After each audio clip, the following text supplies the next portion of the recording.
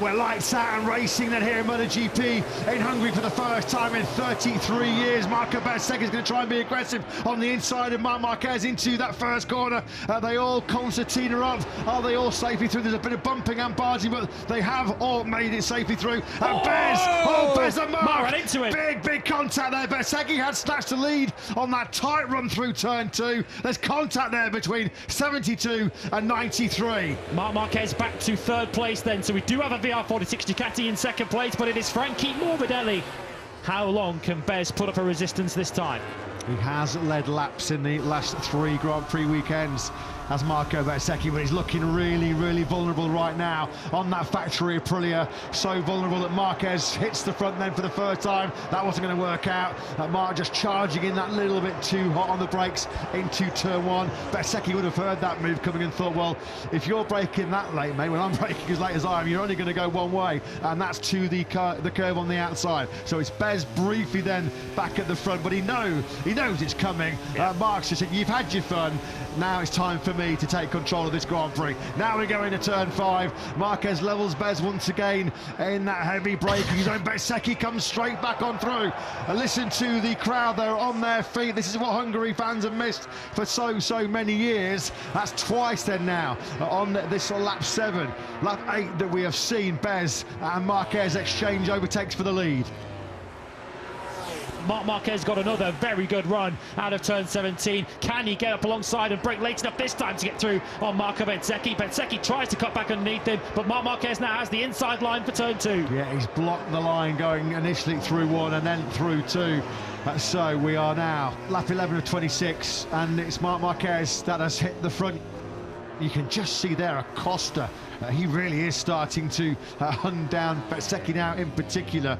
You just wonder, Marquez has been seeing that gap reduce between himself and Acosta. This is the battle for second. Bezzecchi goes charging in hot then into that final chicane. That's going to cost him a lot of momentum now going through turn 17. Power on the factory Aprilia down the start-finish straight, but he's up against the fastest Grand Prix bike in history, Pedro Acosta's KTM. Acosta has the inside line now in the braking zone for the first corner. You feel like that was really Bezzecchi paying for the mistake he made going into turn 15 and 16. Acosta up in a second. Music to the ears of Jorge Martin fans after an injury-ravaged 2025, where he had doubts about whether his career would be ended, whether he had the stomach for the fight after multiple injuries. Martin at the moment has just fired in a 1:38.099. He's the fastest rider on circuit, half a second quicker than Marc, 4/10 faster than Pedro Acosta. He's been absolutely superb. 16th to 5th, and he's starting to close in here on Frankie Morbidelli. It could get even better as far as the Martin 8 is concerned. Martin on the inside of Morbidelli. This is getting better and better and better, isn't it, for the reigning world champion, showing just why he's got that #1 plate on that factory Aprilia. Martin then now picks off Morbidelli, and he's up into P4. He's coming now into the final sector, nearly 4 seconds clear of Pedro Acosta. It has looked so smooth. It has looked so easy as he comes through the final corner now. It has been a breeze in Balaton for World Championship leader Marc Marquez, as he does win for a 7th successive Grand Prix.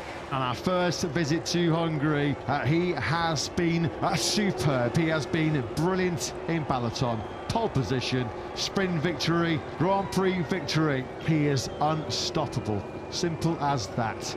There is nobody better right now in MotoGP than Marc Marquez.